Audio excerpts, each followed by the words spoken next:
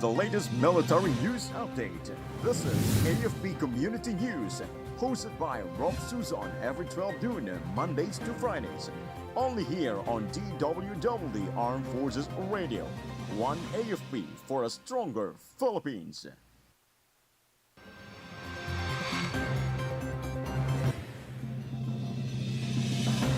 AFP believes China has no intent to invade Palawan or Philippines.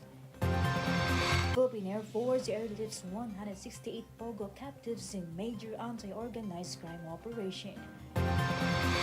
DSWD announces 4 peace beneficiaries can now claim June to July grants. PBBM vows to keep goods affordable as inflation slowed to 3.3% last month.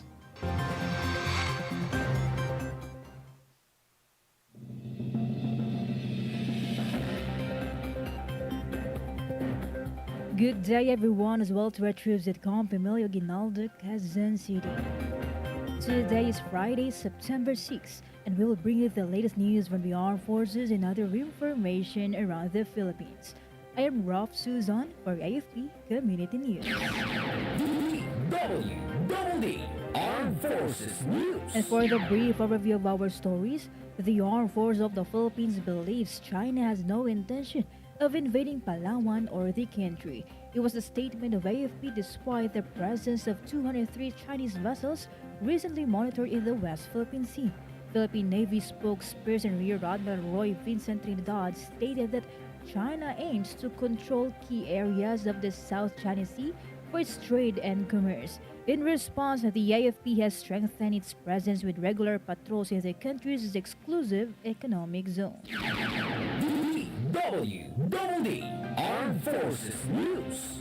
The Philippine Air Force, in collaboration with the Presidential Anti-Organized Crime Commission, successfully airlifted 168 individuals rescued from illegal Philippine offshore gaming operators in a coordinated operation.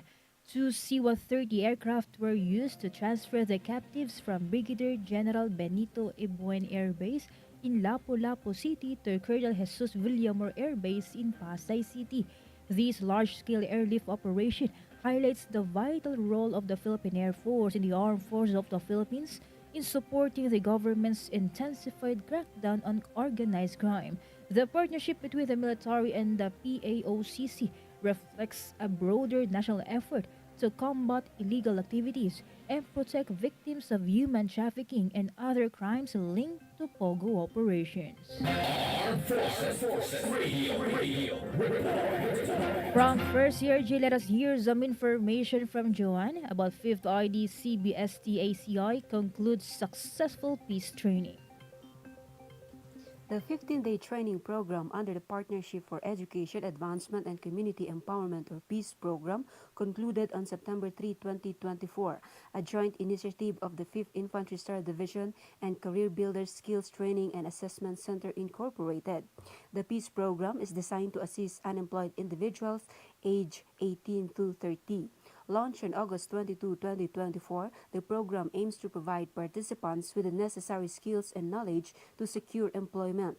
Eligible beneficiaries include dependents of military personnel, individuals from people's organization and indigenous communities, former rebels, and civilian volunteers. The first batch of beneficiaries comprise 49 individuals from various cities and municipalities in northern Luzon.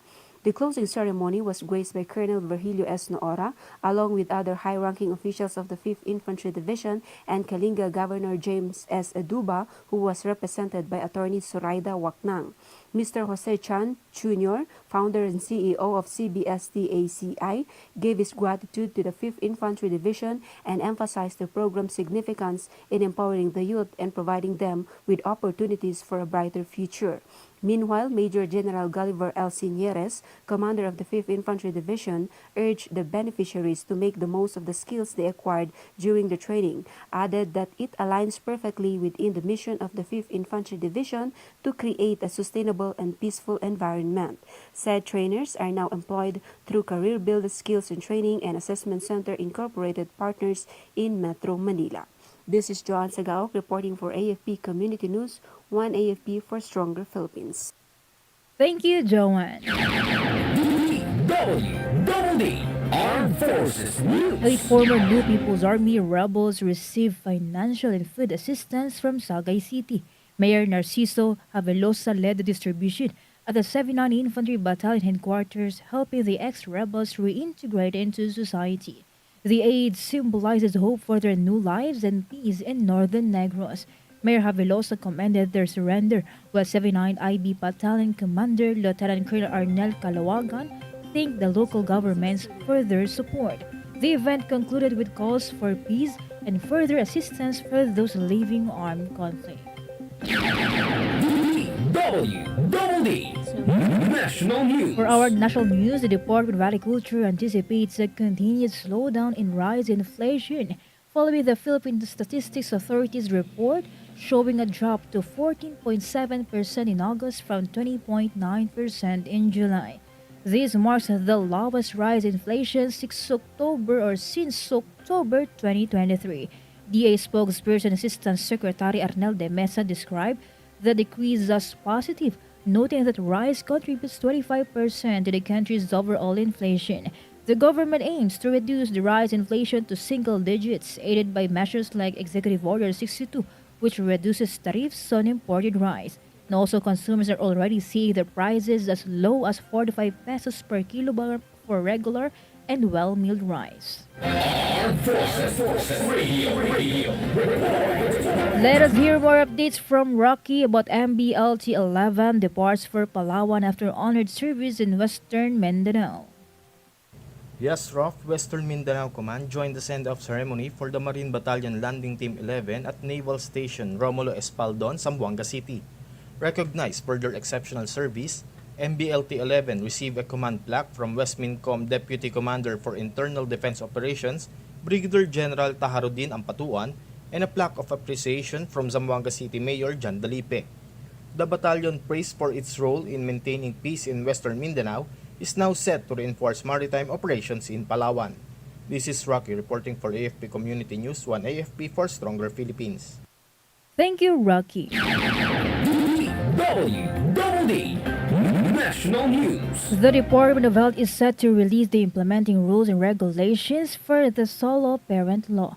Bagong Henerasyon Party List Representative Bernadette Herrera highlighted the 2-year delay in issuance of these guidelines during the budget deliberations. She stressed that solo parents have long-awaited discounts on medications and infant formula. DOH Secretary Teodoro Herbosa announced that the guidelines will be presented to the board today. He also urged the completion of the rules to secure automatic PhilHealth membership for solo parents. DWDD National News. The Department of Social Welfare and Development announced that beneficiaries of the Pantawid Pamilyang Pilipino Program or 4Ps can now collect their cash grants for June to July period.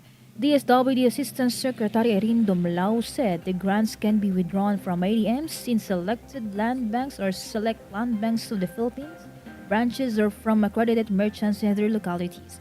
Dumlao said they began crediting cash grants yesterday, September 5 until tomorrow, September 7. The 4Ps is the government's main initiative for poverty reduction and social development. Armed Forces Radio. We have a report coming in about 403rd Infantry Brigade personnel passed the test organic agriculture assessment. Go for the details, Muffins. Yes, Rolf. 10 personnel from 403rd Infantry Brigade passed the TESDA Competency Assessment on Organic Agriculture Production NC2 at Peacemaker Farm. 3 officers and 7 enlisted members underwent trainers training with Adlaw Farm. The assessment confirmed their readiness to support government programs aimed at former rebels. The newly certified personnel will now train people's organizations as part of the government's sustainment initiative to aid former insurgents. This is Mafet Tizan reporting for AFP Community News, 1 AFP for Stronger Philippines. Thank you so much, Muffin. DWDD National News. President Ferdinand Marcos Jr. vowed to ensure that the prices of goods remain affordable to consumers. This comes after the government reported that inflation slowed to 3.3% in August from 4.4% last July. In a statement, Marcos said the lower inflation was a success for every Filipino. He cited the government's interventions, such as the rice tariff cut and expansion of the Kariwa program in Visayas and Mindanao, to ensure that basic goods are affordable. DWDD National News. The Philippine Competition Commission has filed charges against 12 vegetable traders for engaging in anti-competitive agreements in the supply of imported onions. PCC Enforcement Office Director Christian Loren de los Santos said an administrative case has been filed before the Commission against the onion importers and traders for violating Section 14 of Philippine Competition Act, which prohibits agreements between competitors that restrict or reduce the market competition. Named in the statement of objection are Philippine Vieva Group of Companies, Chanlong Corporation, La Reina Fresh Vegetables and Young Indoor Plants, Yom Trading Corporation, Vegetable Importers, Exporters and Vendors Association of the Philippines, and Golden Shine International Freight Forwarders. They also disclosed that the names of individuals involved. If found guilty, the traders could be fined a total of 2.4 billion pesos. Armed Forces Radio. On the other line, let us hear from Beth Tanyeda about residents in Cotabato surrender 7 firearms and explosives. Residents of Barangay Dugong Imlang, Cotabato voluntarily surrendered 7 firearms and explosive. The item including a rifle, RPG launchers, and a grenade launcher were turned over through effort led by the 90th Infantry Battalion and local police. The surrender was praised by military officials as a step toward reducing loose firearms and strengthening peace effort in the region. This is Bethanieta reporting for the AFP Community News, one AFP for stronger Philippines. Thank you, Beth Tanyete. DWDD For other National national News. news, the Department of Health reported that cases of influenza-like illnesses have increased in the past 3 to 4 weeks due to continuous rains. DOH recorded more than 9,400 flu-like cases nationwide from July 28 to August 10. Health Secretary Ted Herbosa is encouraging the public to eat healthy, stay active, and get vaccinated. The DOH also reminded the public to wash and clean hands often, as well as wear face masks properly when sick or in crowded places to safeguard everyone's health. DWDD National News. A 90 million pesos flood control project in Arayat, Pampanga has sustained significant damage after continuous rainfall. The project was completed just a year prior. According to Arayat Municipal Disaster Risk Reduction and Management Office Chief Jeffrey Vanzon, a portion of the structure sheet pile gave way, exacerbating the flooding in the area. As a result, 28 families had to be evacuated to ensure their safety.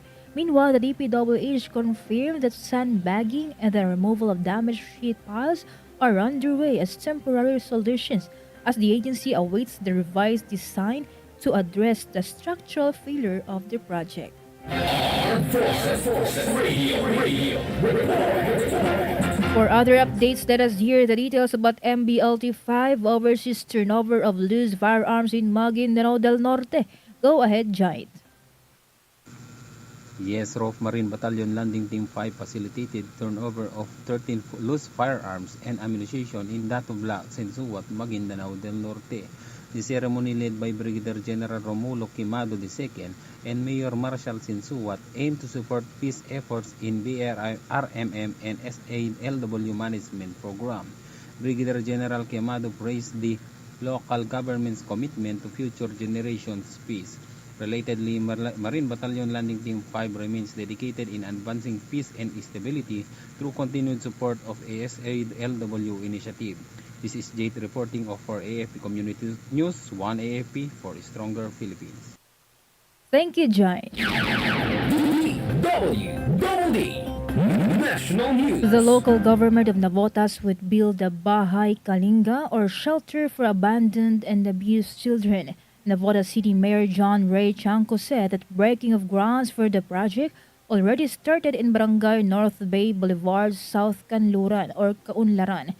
He emphasized that every child deserves to grow up in a safe and loving environment.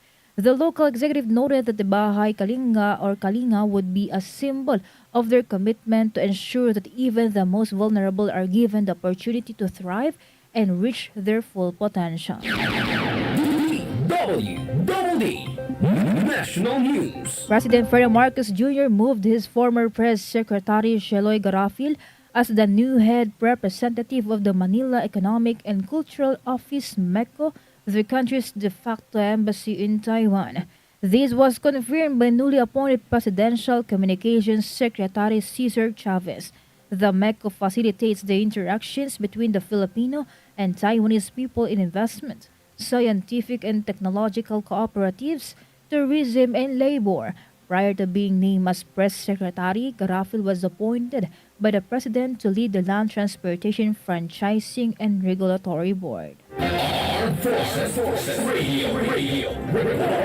More updates from Ella Mercado about Maragan orders heightened checkpoints against criminalities in Rizal. Rizal Provincial Police Office Director Police Colonel Felipe Maragon issued a directives to all his men to strengthen the police checkpoints being carried out in 14 towns covered by their province to prevent crimes which usually takes place on the street. It is after the Enhanced Managing Police Operations Seminar which was held in Camp General Licerio Hieronimo in Taytay. Among those discussed topics on the said activity are the strategies to maintain peace and order in the province. According to Police Colonel Maragon, the activity also aims to get the support of local government units to be successful every peace programs which they will launch in welfare and safety of their constituents. This is Ella Mercado reporting for AFP Community News, 1 AFP for a stronger Philippines. Thank you, Ella Mercado. DWDD National News. Dismissed Bamban Tarlac Mayor Alice Guo is back in the Philippines after being deported from Indonesia where she was arrested. Bureau of Immigration Commissioner Norman Tansinco confirmed that Guo arrived at Ninoy Aquino International Airport at approximately 1:30 a.m. today aboard a special government flight. She was escorted by top police and local government officials. Interior and Local Government Secretary Benhura Abalos and Philippine National Police Chief General Romel Marbil personally went to Indonesia for the turnover of custody of the dismissed mayor from the Indonesian police. DWDD National News. For the related news, the Philippine National Police assured the public that there is no special treatment to dismiss the Bamban Tarlac Mayor Alice Guo. PNP spokesperson Police Colonel John Fajardo confirmed that she was transferred to Camp Crame after undergoing medical examination and booking proceedings. Fajardo said that the dismissed mayor will stay in an ordinary detention room with one bed, comfort room, and electric fan. She also reiterated that Guo will be treated as an ordinary detainee with no cell phone, no AirPods or other gadgets. Armed Forces Radio. More updates from Jess about 5th RCDG joins send-off ceremony for Peña Francia Festival 2024. A multi-agency send-off ceremony was held at Camp Brigadier General Simeon A. Ola, Legazpi City to deploy security forces and resources for the upcoming Peña Francia Festival 2024. The event highlighted the collaboration of the Philippine National Police, Armed Forces of the Philippines, local government units, and partner organizations to ensure public safety during one of the region's most celebrated cultural and religious events. Colonel Noel A. Cagasan, Deputy Group Commander of the 5th Regional Community Defense Group, emphasized the festival's role in promoting regional heritage and tourism and ensured the public of the security forces' dedication to maintaining a safe environment for all attendees. Equipment turnover, security briefing, and operational plans were also part of the ceremony, reflecting the unified efforts of all involved. The Peña Francia Festival, celebrated annually in Naga City, is a major event drawing thousands of visitors from all over the country. This is Just from Solcom reporting for AFP News, one AFP for a stronger Philippines. Thank you, Jess. Armed Forces Radio. And now let's hear a report on the ground about AFP celebrates 86th Nurse Corps anniversary, 59th year of MNAP. Go for the details, Jimboy. The Armed Forces of the Philippines marked the 86th anniversary of the Nurse Corps and the 59 years of the Military Nurse Association of the Philippines in a joint ceremony yesterday. Major General Joel Alejandro S. Naknak, Deputy Chief of Staff for Reservists and Retired Affairs, praised the dedication of military nurses in supporting AFP operational readiness, especially during humanitarian missions. He also honored the service of retired military nurses. Moreover, the event highlighted the AFP's commitment to advancing military healthcare service. This is Jimboy reporting for AFP Community News, one AFP for a stronger Philippines. Thank you, Jimboy. DWDD National News. Interior Secretary Banur Abalos said that dismissed Bamban Tarlac Mayor Alice Guo fled the country because she feared for her life. Following their arrival from Indonesia, he said that he told Guo to tell the truth and the police will protect her. Guo then confirmed the DILG secretary's statement and admitted that she asked for help. Earlier, in a video posted in the Abalos social media account of his meeting with Guo in Jakarta, Indonesia, the dismissed mayor was heard asking help from the DILG secretary because she has death threats. DWDD Armed Forces News. And that's all for today's broadcast. Thank you for joining us, especially to our audience in our Facebook page, AFP Radio DWDD. Don't forget to tune in next week for more updates, same time and same station. Again, this is Ralph Susan for AFP Community News, one AFP for a stronger Philippines. Kayo ay nakatutok sa DWDD AFP Radio. Kami po ay kasapi ng KBP, Kapisanan